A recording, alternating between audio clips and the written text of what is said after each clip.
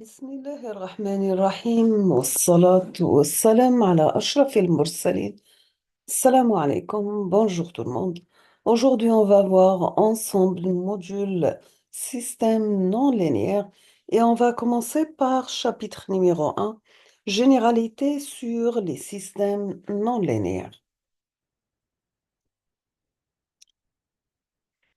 Voici le plan de notre cours. On va commencer par introduction.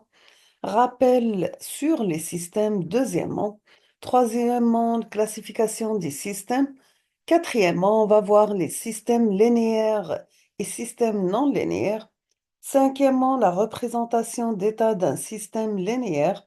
Sixièmement, la représentation d'état d'un système non linéaire. Et on termine avec quelques spécificités des systèmes non linéaires. Toujours pour modéliser un process, on doit faire évaluation des performances, on doit passer par analyse, simulation et synthèse de correcteurs. Mais toujours les systèmes physiques, ils sont non linéaires par définition, ils ont des paramètres distribués et ils sont complexes, ce qui implique que les systèmes physiques sont des modèles lourds et inutilisables par un automaticien. Quelle est la solution donc? Il faut que l'automaticien doit faire une série d'hypothèses justifiées par des considérations pratiques pour aboutir à un modèle de complexité convenable. Après la modélisation, l'automaticien doit premièrement analyser le modèle, deuxièmement étudier le cahier de charges, troisièmement concevoir un système de commande pour répondre au cahier de charges. Nous avons deux façons de faire. Premièrement, faire l'hypothèse que le système est linéaire autour d'un point de fonctionnement. On peut le considérer comme un point de repos, ce qui implique toujours calculer le linéarisé tangent autour du point de fonctionnement. Deuxièmement, utiliser directement le modèle non linéaire. Dans ce cas, on doit développer un correcteur non linéaire. Pour les correcteurs linéaires, leur avantage, bien sûr, que le modèle linéaire est simple. On dispose de beaucoup de méthodes de synthèse à partir de ce modèle. Nous avons des commandes classiques, le PI, le PID, avance de phase, retard de phase, placement de pôle, synthèse par lieu de Bode, Nyquist, Black. Deuxièmement, la commande basée sur la représentation d'état LQ, LQR, LQG, etc. Et aussi, nous avons les commandes linéaires robustes, mu analyse, synthèse H2 slash H l'infini. Ils ont aussi comme avantage la simplicité d'implémentation des correcteurs développés à l'aide d'amplificateurs opérationnels et des capacités et résistances.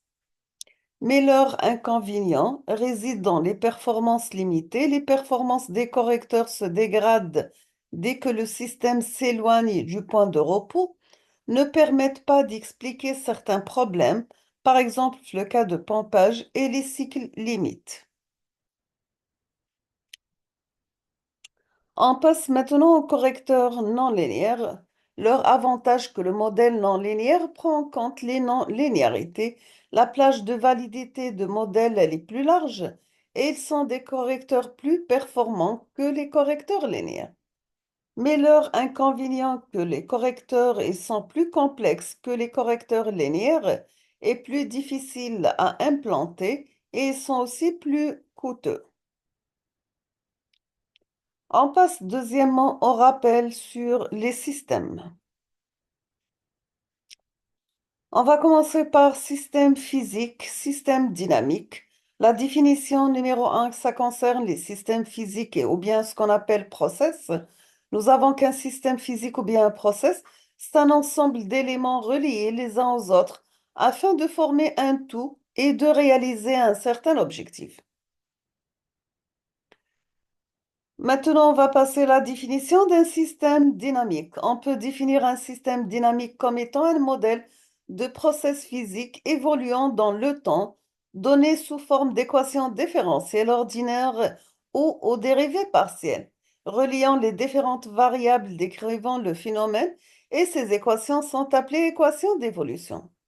Le système S joue donc le rôle d'opérateur qui transforme les variables d'entrée U de t en variables de sortie Y de t. On aura comme équation Y de t égale le système S en fonction des entrées U de t. Voici sa représentation graphique. Donc, vous avez le système A pour entrée U de t et sortie Y de t. On passe maintenant à classification des systèmes. La classification des systèmes dynamiques classifie les systèmes, c'est-à-dire on va définir des propriétés pour chaque classe. Pour les systèmes dynamiques, ils sont divisés au système à paramètres localisés et système à paramètres répartis. Les systèmes à paramètres localisés sont à leur tour divisés en systèmes non linéaires et systèmes linéaires. Pour les systèmes linéaires, nous avons les systèmes linéaires à paramètres variants, les systèmes linéaires à temps variant, les systèmes linéaires à temps invariant. On passe au système non linéaire pour les systèmes non linéaires et nous avons les systèmes non linéaires affines en la commande et les systèmes non linéaires non affines en la commande. Pour la classification des systèmes dynamiques, on va commencer par les systèmes déterministes. Pour une valeur donnée de l'entrée U, il n'y a qu'une valeur possible de la sortie Y. Et ils sont stochastiques autrement. Pour le système causal, la sortie à l'instant t Y de t ne dépend que des valeurs précédentes antérieures de l'entrée. C'est-à-dire vous avez U de taux pour taux inférieur ou égal à t. On passe maintenant au système stationnaire à temps invariant. Les paramètres du système sont constants, ne varient pas dans le temps. Y de t est la sortie du système pour l'entrée U de t. Alors, la réponse du système à l'entrée U de t moins taux, ça sera Y de t moins taux multiplié par Y de t moins taux. Classification des systèmes dynamiques, premièrement, à paramètres localisés. Il est de dimension finie, c'est-à-dire son comportement est régi par des équations différentielles ordinaires, sinon il est à paramètres distribués et décrit par des équations aux dérivées partielles. Pour les systèmes statiques, il est décrit par une équation différentielle de dimension nulle, ne faisant intervenir aucune des dérivées dynamiques sinon. Les systèmes monovariables, nous avons que l'entrée U de t, Y de t sont scalaires, multivariables sinon. Quatrièmement, on va voir les systèmes linéaires et les systèmes non linéaires. Pour le principe de superposition, par définition, un système S réponse principe de superposition, c'est sa sortie à la somme pondérée de ses entrées. C'est-à-dire, vous avez une somme pour I variable 1 jusqu'à R de AI par UI de T est égale à la somme pondérée par les mêmes coefficients des sorties obtenues précédemment. Donc, ça sera la somme de I variable 1 jusqu'à R de AI par YI de t. Donc, vous avez S de la somme de AI UI de t est égale à la somme de AI S U de t. Donc, ça sera tout simplement la somme pour I variable 1 R de AI par YI de t. Donc, vous avez votre système avec différentes entrées allant de U1 de t jusqu'à UR de t. Et pour chaque entrée, il a une sortie Y. Donc, vous avez Y1 de t jusqu'à YR de t. C'est quoi un système linéaire? On peut définir un système linéaire comme étant un système qui vérifie le principe de superposition. Son comportement est décrit par une équation ou bien un système d'équations différentielles linéaires. On va prendre un exemple d'un système linéaire stationnaire d'ordre n. Le comportement d'un système linéaire à temps invariant d'ordre n est décrit par l'équation différentielle suivante. Vous avez une somme de I variable 1 jusqu'à AN de AI par Y de t qui est égale à la somme de BI par l'entrée U de t. Exemple 2, pour un système linéaire, cette fois-ci à coefficient variable. Vous avez par exemple un système d'équation 5 cosinus t, la dérivée de y de t sur dt, plus 3y de t égale à 10 u de t. Elle est linéaire à coefficient variable, donc non stationnaire. On va voir un autre exemple pour un système linéaire à coefficient variable, le cas général. Vous avez tout système décrit par une équation différentielle linéaire de la forme d'une somme de i variable 1 jusqu'à n de ai de t par y de t est égale à la somme de bi par u de t. Elle est linéaire mais non stationnaire. Maintenant, on va définir les systèmes non linéaires. On peut dire qu'un système non linéaire, c'est un système qui ne vérifie pas le principe de superposition. Son comportement est décrit par une équation ou bien un système d'équations différentielles non linéaires. Voici un exemple. Vous avez dans cet exemple la dérivée seconde de y sur 2t élevée au carré plus 5y de t est égal à 6 u de t. Il est non linéaire à cause du terme la dérivée seconde de y sur dt élevée au carré. L'exemple numéro 5 pour les véhicules sous-marins. Le comportement simplifié d'un véhicule sous-marin peut être décrit par l'équation différentielle v point plus la valeur absolue de v multiplié par v égale à u, sachant que v représente la vitesse du véhicule et u c'est l'entrée de commande. Donc c'est la poussée de hélice. On va effectuer les deux essais en échelon suivant. Vous avez un échelon unité pendant 5 secondes. Deuxièmement, vous avez un échelon d'amplitude 10 pendant 5 secondes. Voici le résultat de simulation pour le système d'échelon 1, d'amplitude 1 pendant 5 secondes.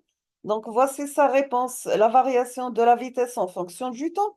Deuxième poussée U avec d'amplitude égale à 10 et toujours un intervalle de temps de 5 secondes et sa représentation de vitesse en fonction du temps. On va prendre un exemple numéro 5, ça concerne les véhicules sous-marins.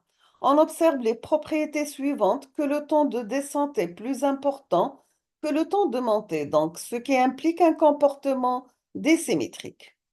Dans le deuxième cas, la réponse en régime permanent n'est pas égale à 10 fois la réponse en régime permanent du premier test. Le principe de superposition n'est pas respecté. Cinquièmement, on va voir la représentation d'état d'un système linéaire.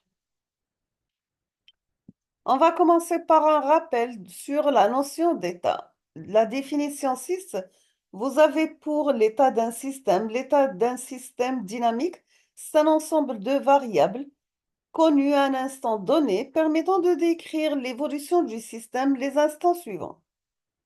Le vecteur d'état X représente en pratique la mémoire du système ou bien l'évolution des conditions initiales et les variables d'état sont un ensemble de variables intermédiaires entre les variables d'entrée U de t et de sortie Y de t. Ces variables donnent des informations sur l'état interne du système, on les appelle des variables internes. Pour la classification des systèmes linéaires, nous avons des systèmes linéaires à temps invariant. La forme générale est donnée par l'équation d'état et équation de sortie.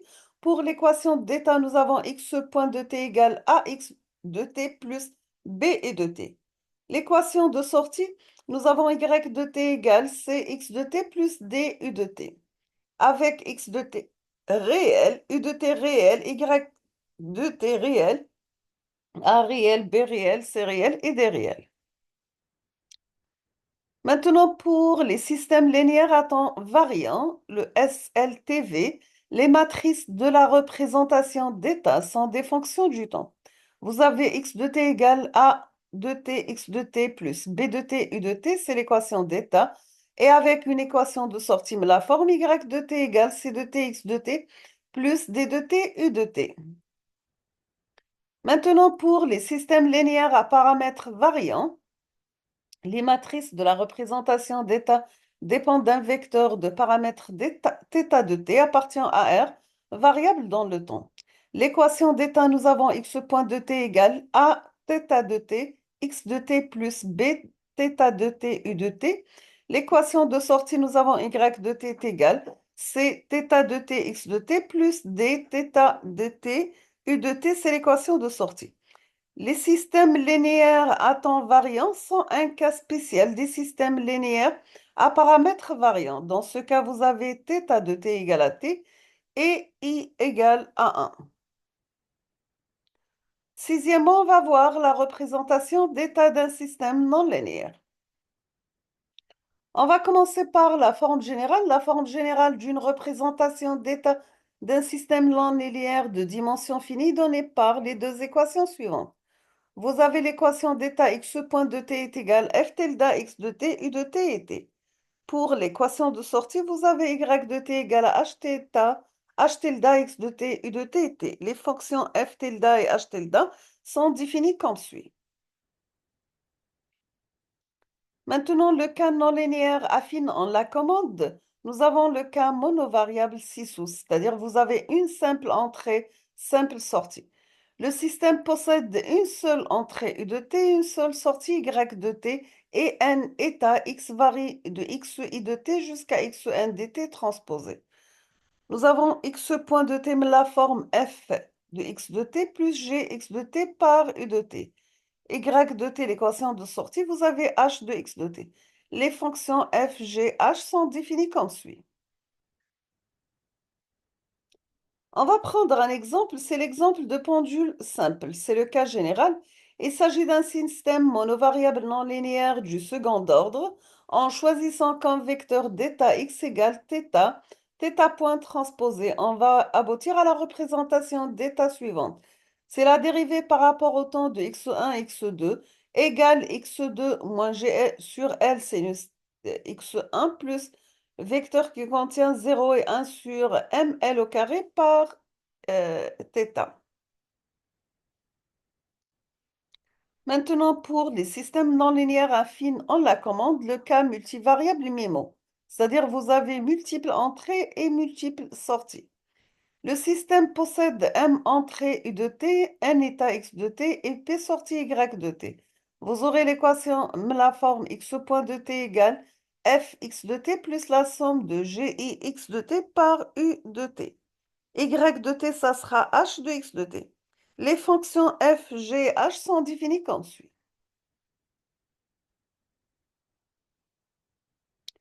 Septièmement, on va voir quelques spécificités du système non linéaire. On va commencer par le point d'équilibre isolé multiple. Un système non linéaire peut avoir plusieurs points d'équilibre isolés. Un point d'équilibre, c'est un point où le système peut demeurer infiniment s'il n'est pas excité. Exemple, vous avez le point d'équilibre multiple.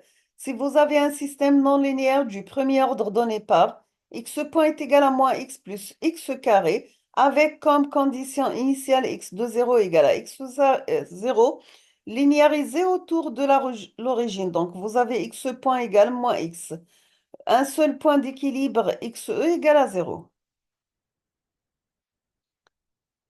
On va prendre un autre exemple qui concerne le point d'équilibre multiple. Donc, si on va intégrer l'équation, la dérivée sur moins x plus x carré égale à dt, la réponse du système non linéaire est donnée par x de t égale x0 exponentielle moins t sur 1 moins x0 plus x0 exponentielle moins t.